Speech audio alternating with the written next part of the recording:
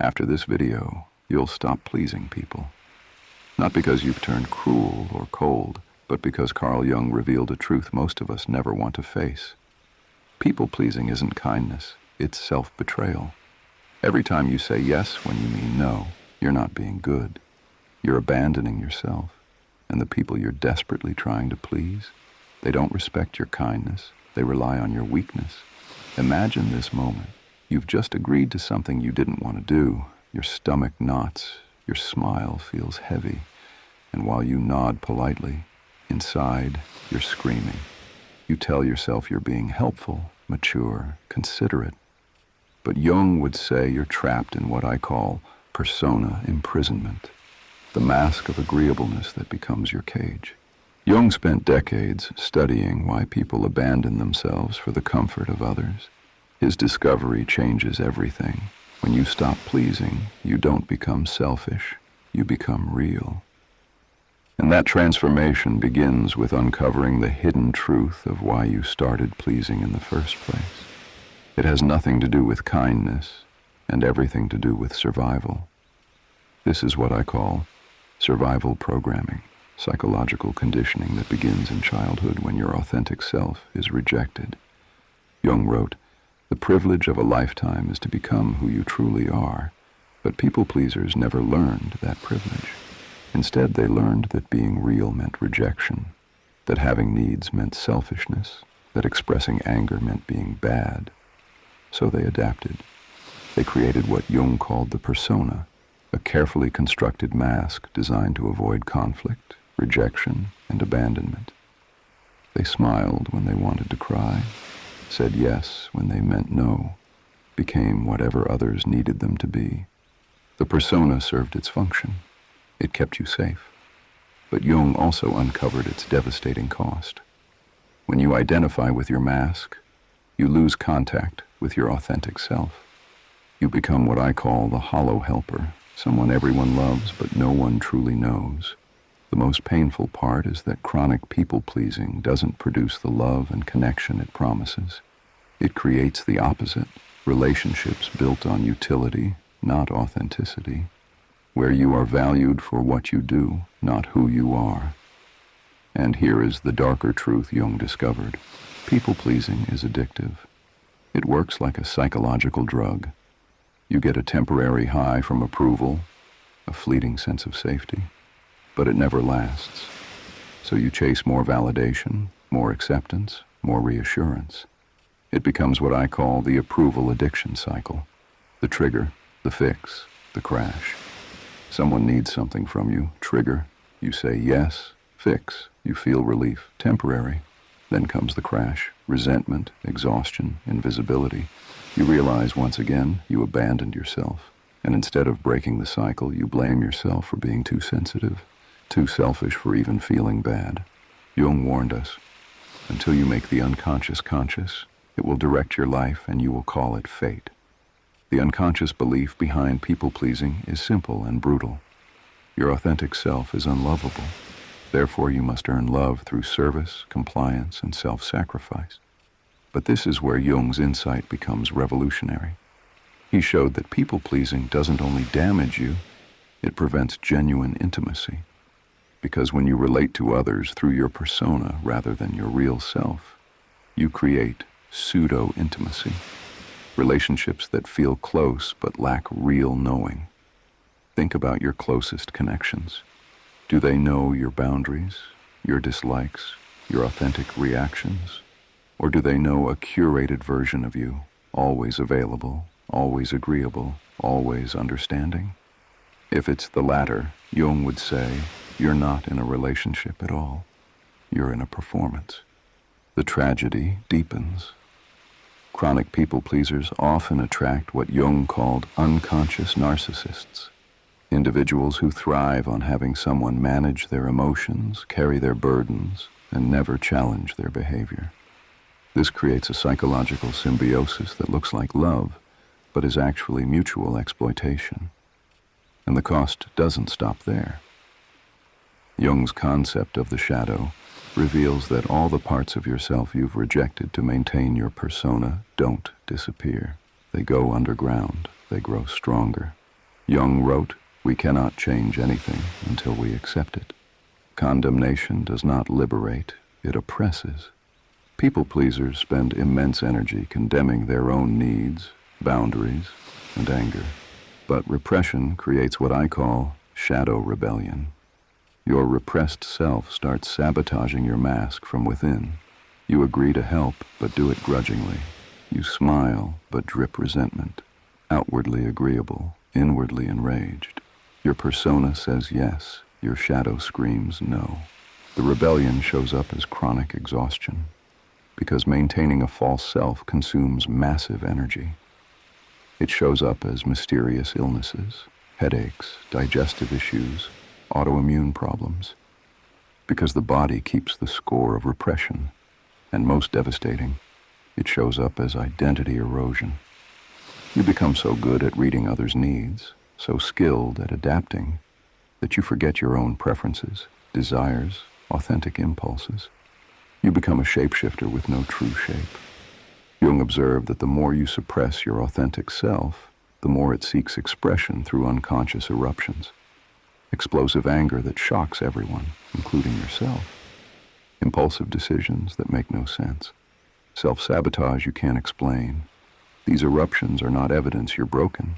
They're your shadow trying to restore balance.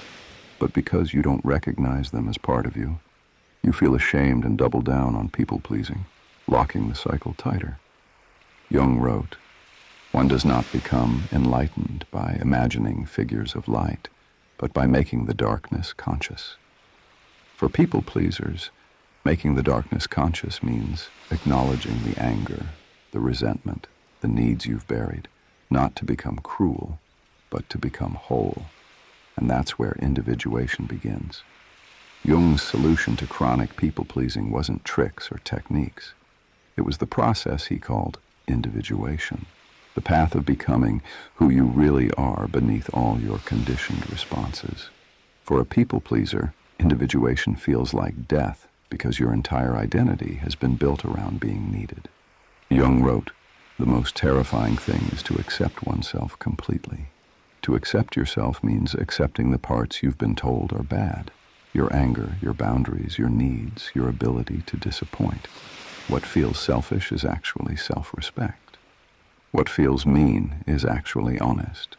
What feels difficult is actually authentic. The real fear isn't becoming a bad person. It's discovering you were never as bad as you thought. The individuation journey begins with shadow integration, consciously reclaiming the parts of yourself you've disowned. This doesn't mean becoming aggressive or cruel. It means becoming complete. Step 1 is noticing your authentic reactions before you suppress them. When someone asks something of you, pause. Notice your body. Your body speaks your truth before your mind scripts the polite lie. Step 2 is learning to sit with disapproval without rushing to fix it. People pleasers fear negative emotions, both their own and others, so they become emotional managers, constantly smoothing tension. But authentic relationship requires allowing others to have their emotions, even when it's uncomfortable. Step 3 is what Jung called the collision with the unconscious, the crisis moment when your old patterns stop working. For people pleasers, this often comes as burnout, illness, or a relationship that finally demands authenticity. Jung saw these crises not as punishment, but as opportunities for rebirth. When the persona breaks, space opens for the authentic self to emerge. This process isn't comfortable. Jung wrote, "There is no coming to consciousness without pain, but the pain isn't punishment. It's labor. Something real is being born through your crisis, and that something is you. Yet as you begin to change, you will meet resistance, not just from others, but from within. I call it the resistance phase. People will say, 'You've changed,' and they're right. You've stopped being who they needed you to be and started being who you are. That threatens those who benefited from your self-abandonment. Their protests are not about you becoming worse, but about them losing access to your unconscious compliance." Jung wrote, "Where love reigns, there is no will to power. And where the will to power is paramount, love is lacking." ones who resist your authenticity most fiercely are those whose connection with you is based on control, not love. During this phase, you'll face what I call guilt warfare, manipulative comments designed to pull you back into your old role. You used to be so understanding. I don't know what's happened to you. You're so selfish now. Jung would call these projections.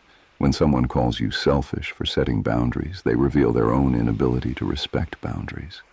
When they accuse you of being cold for expressing your needs, they reveal their discomfort with real intimacy. This resistance tests your commitment. Will you revert to people-pleasing to restore peace? Or will you hold steady in your authenticity, even when it makes others uncomfortable? Jung wrote, "The individual has always had to struggle not to be overwhelmed by the tribe." Your tribe, family, friends, colleagues, has a psychological investment in your compliance. Your authenticity disrupts their unconscious contracts. Some relationships won't survive. And Jung would say that is not only natural, it's healthy, because what emerges through individuation is authentic confidence, the peace of being misunderstood without needing to fix it, the strength to care without self-abandonment, the courage to say no without cruelty. This is not arrogance, it's wholeness. And from here, your relationships change. You stop attracting those who need managing and start attracting those who value authenticity. Your energy signature shifts. Instead of radiating, "I'll carry your emotions," you radiate, "I am available for mutual, real connection." Jung understood that we attract what matches our psychological development. People who have done their own work will be drawn to your authenticity. And yes, there will be a transition, loneliness, that quiet space between losing pseudo-intimacy and finding genuine connection. Jung wrote, "Loneliness does not come from having no people about one, but from being unable to communicate the things that seem important to oneself. This loneliness is not emptiness, it is healing. In that waiting space, you learn to enjoy your own company. You cultivate relationship with the self. You discover that your wholeness is not dependent on others' approval. And when authentic connections do appear, they are entirely different. Mutual respect for boundaries, honesty without drama, the ability to disagree without war, support that flows both ways. These relationships, Jung believed, represent human potential. Connections based not on compulsion, but on choice. Not on exploitation, but on growth. Not on need, but on love. Real love chooses you when you stop performing for it. And this is the irony. The very love you sought through self-abandonment only arrives once you stop abandoning yourself. Your authentic self, boundaries and all, becomes lovable because you finally love it. This is not narcissism. It's the foundation of all authentic connection. You learn to help without depletion, to care without erasure, to love without losing yourself. Jung called it enlightened self-responsibility, taking responsibility for your own needs, your own emotions, your own authenticity, which in turn liberates others to do the same. And there is a ripple effect. When one person chooses authenticity over approval, they give silent permission for others to do the same. Your boundaries become a demonstration that it is possible to say no with grace, to set limits without aggression, to care without self-destruction. Jung wrote, "The meeting of two personalities is like the contact of two chemical substances. If there is any reaction, both are transformed. Your transformation sparks transformation in others, not through preaching, but through example. Children who watch you will learn that love does not require abandonment. Friends who witness your honesty will question their own performances. Even workplaces shift when people learn that self-respect is not cruelty but clarity. Society itself changes one authentic act at a time. But Jung warned, if you make authenticity another performance, another way to prove your worth, you fall back into the same trap. The goal is not to save the world. The goal is to be real. The ripple happens naturally. And the most powerful ripple of all is permission. In a world addicted to masks, your willingness to be genuine becomes revolutionary. Recovery from people-pleasing is not a one-time epiphany. It is a daily practice of authenticity. Every request, every interaction, every moment presents a choice. Revert to old survival patterns, or respond from your real self. Each micro-choice accumulates into transformation. Pausing before the automatic yes, checking in with your body, expressing a preference instead of deferring. Jung wrote, "You are what you do, not what you say you'll do." Authenticity is built through consistent action, not intention. Over time, what once felt terrifying becomes natural. What once felt impossible becomes your new baseline. You develop psychological backbone, structure, resilience, the strength to bend without breaking. And that is individuation, not perfection, not light without shadow, but wholeness, the ability to adapt without losing yourself, to love without abandoning yourself, to serve without erasing yourself. Jung believed this is evolution, the emergence of human beings who can live consciously, fully, and authentically. And so the truth, people-pleasing was never kindness. It was self-betrayal disguised as virtue. Jung saw through it, and he left us a map, not of compliance, but of liberation.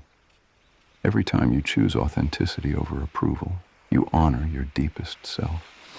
Every boundary you set with love creates space for real connection. Every no spoken from your truth opens the door to meaningful yes.